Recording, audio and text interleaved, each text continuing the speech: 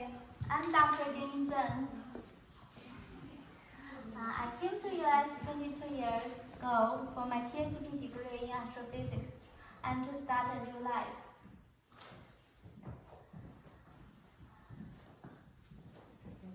And to build a life that I can call my own, and I can let our children grow up in a free-thinking environment. For many of us, freedom is so precious that we cannot afford to lose it.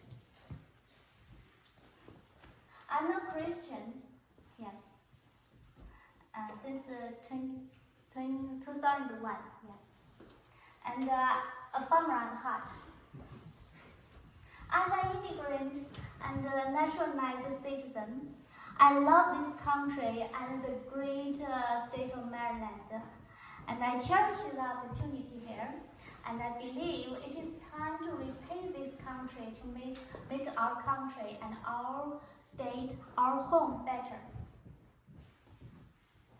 I started to involve in politics in 2017 to fought against the sanctuary bills in Howard County and in the state. At that time, I met Lisa Ginsburg. And then we kept fighting against those misguided policies and political interpretations in our school system. And I haven't given up. I believe my entire life experience has prepared me for this moment. As a scientist, I feel that our current political situation is chaotic. We need to apply a fact-based scientist approach to many of the problems we face today and to put aside ideologies, such as agriculture we will talk about today. And as Mr. Miner said, we should let our farmer alone. But we have problems. And then the marijuana legalization, what should we do? And those technologies, the times change. In some ways, we are lucky to have a Republican governors today, no matter whether you are satisfied or not. As a private citizen, I feel I can no longer say this, even Governor Hogan has been overruled by a supermajority of the Democratic Party on many policy issues. Example, the sanctuary bill of the state and the current blueprint despite despite Hogan's veto. As a private citizen, I feel I can no longer sit back and do nothing. The 2022 election is an opportunity for us to set many things in the right direction. And my campaign is to restore our community.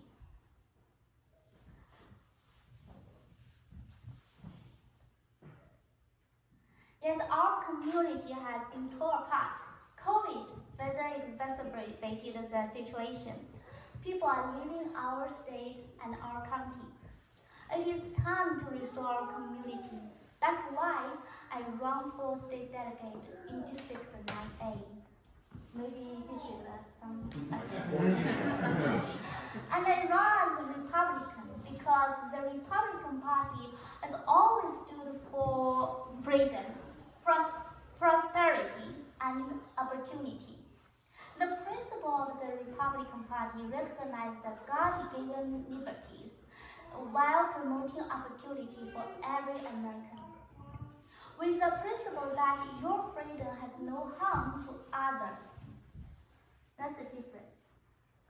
In short, the current situation of our state and our countries are not in the right direction. We can even say that they are on a dangerous trajectory. As the cultural and ideological warfare brought upon us by the extremists of the Democratic Party is tearing apart our community. We are seeing the damage done to our education, public safety, and our economy. So I love Maryland, and I'm ready to do all I can to protect our beloved home state. Therefore, my mission is to restore our common sense of our community, restore the excellence in education, improve public safety, promote small businesses, reduce tax for retirees and veterans, and protect our farmland and advance agriculture technology. That's the last one is I will talk today. So, today I want to discuss the future of farming in Central Maryland. I'm not an expert of the farm, so I can just say we discuss it. So this is some data that Mr. Itai helped me to find those data, and we should preserve the farmland and farming tradition in Maryland. Not only does farming create economic opportunities for communities, but also help to preserve our environment. For example, West Harvard has a farming tradition. We should keep this tradition and avoid policies that promote excessive housing and commercial development, particularly at the expense of our environment. District 9A is a district of diverse landscape with rich farming tradition. I will look into an education program that would help train and educate our next generation entrepreneurs and farmers with the latest technological tools available. I will also look into programs to facilitate exchange programs with international partners to connect our young people with the world and prepare them for the global market. The world is changing. There are technologies available now that can help increase agricultural output and improve farmer production efficiency, ideally, theoretically. Okay, such as multi-purpose farm. Here we have the very famous farm near for multi-purpose farm and some new technologies, vertical farm, solar farm, fuel cell, and automation.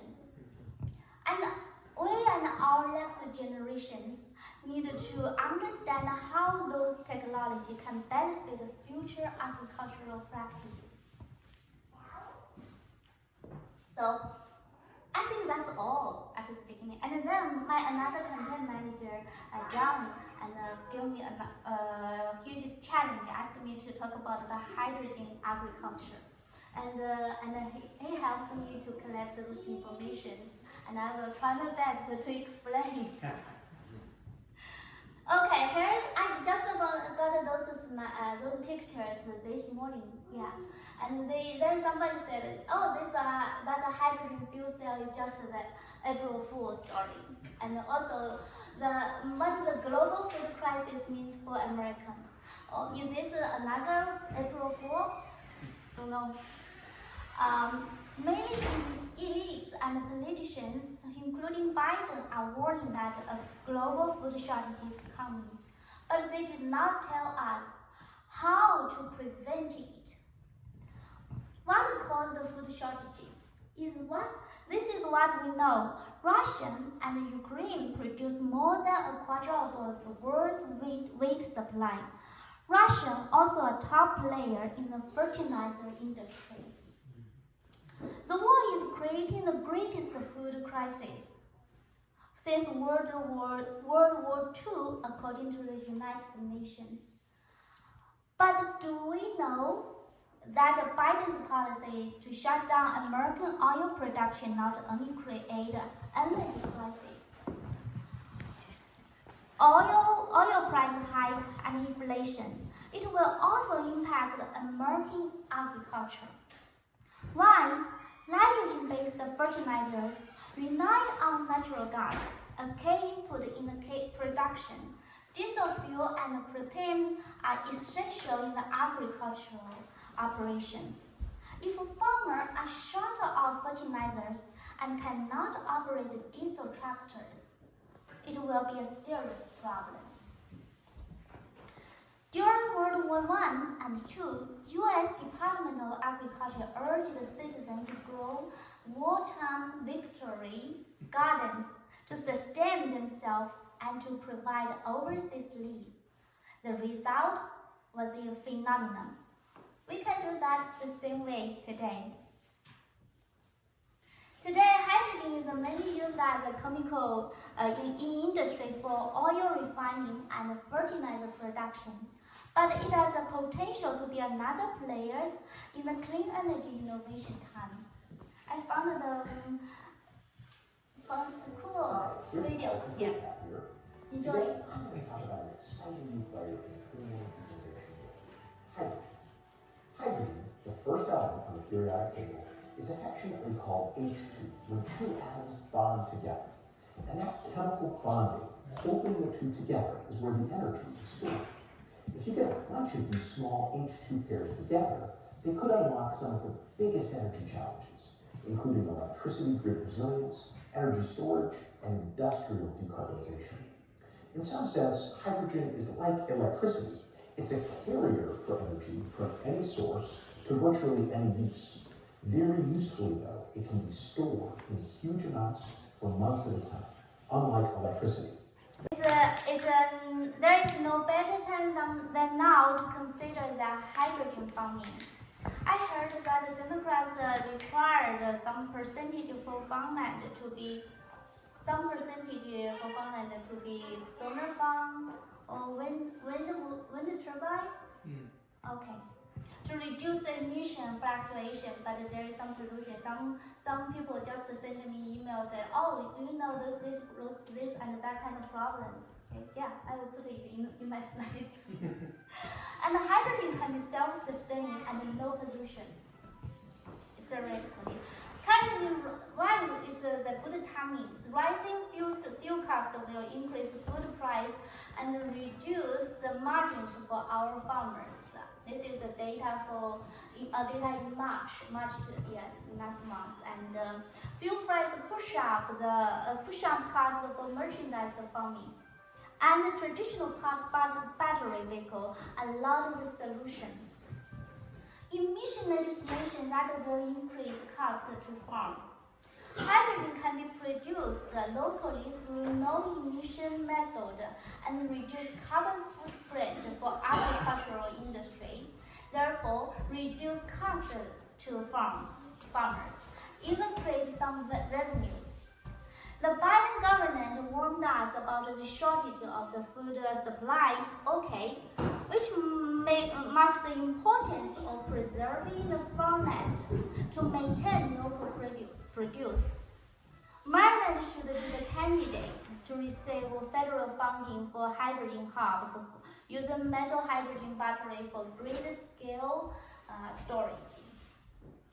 This is a paper published on Nature by my USTC alumnus who is in Stanford University now. And actually my another alumni just sent me some slides for he's working in the world for some research for hydrogen fuel cells, the real application things.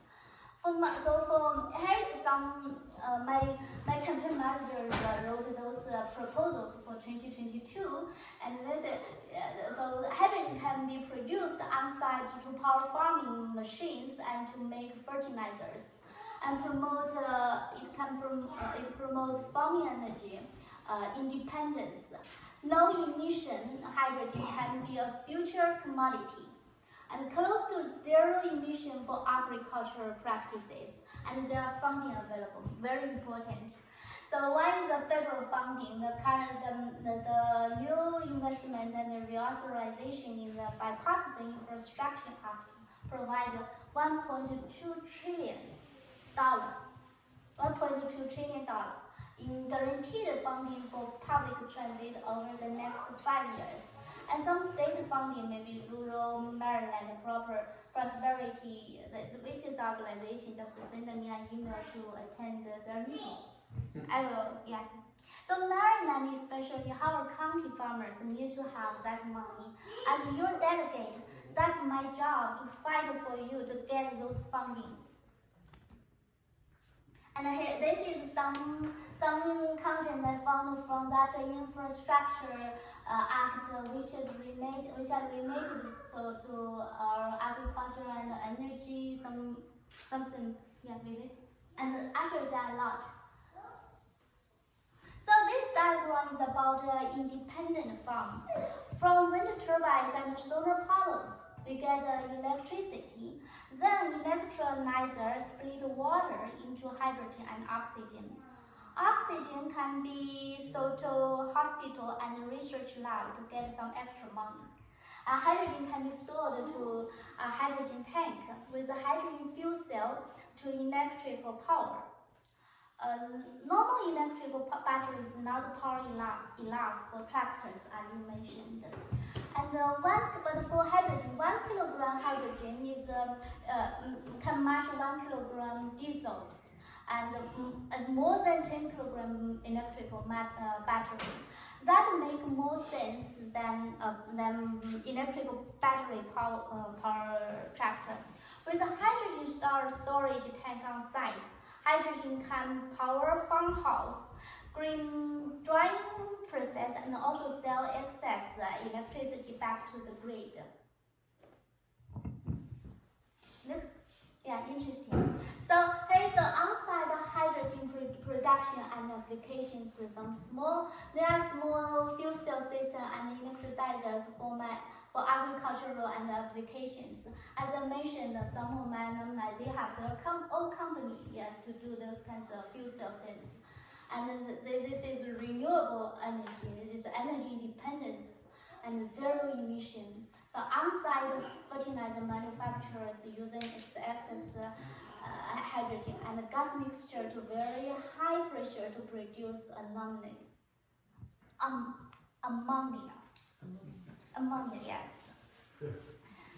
So there is a picture. That is the first fuel cell powered tractor from New Holland in Netherlands. That means that hydrogen fuel cell powered tractor is not science fiction. It's real. It's ready to go. And the world is, yeah, that's why the world is changing. We have to deal with the reality as it is.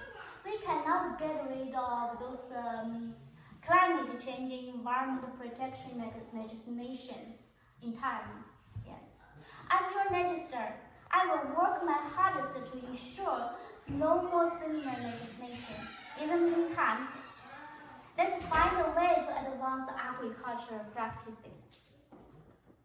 Here is a new commodity of the future, along with seafood, soybean, poultry, cannabis, as you mentioned, marijuana legalization. We cannot stop it, but we need to find a new way to attract people, yeah, do something instead of just doing marijuana. Yeah, hydrogen is a trending future commodity, and Maryland has the opportunity to be an exemplary hub for those new agricultural commodities. So here is the simple scenarios show how hydrogen farm can save the money for our farm and even to make some profit. There are many variables and in this scenario, but for long-term energy independence from fluctuation, gas prices, and zero emission legislation, a hydrogen farm concept presents an attractive alternate for our farmers, and time to invest and try it now. So hydrogen, so there is some fund, as I mentioned, they are fund from Infrastructure Act, also they are fund from USDA, fund may be used for renewable energy systems such as biomass, geothermal, hydropower, hydrogen, small and large wind generation, small and large solar generation, ocean generations, and so on. Good. So there is some future problems, of course, for solar farm. Yeah, people mentioned that there are all kinds of issues, and the same for hydrogen farm. Yeah, there definitely are some issues. people are still working on it. Yes, we need to work on it. So that's all. No question.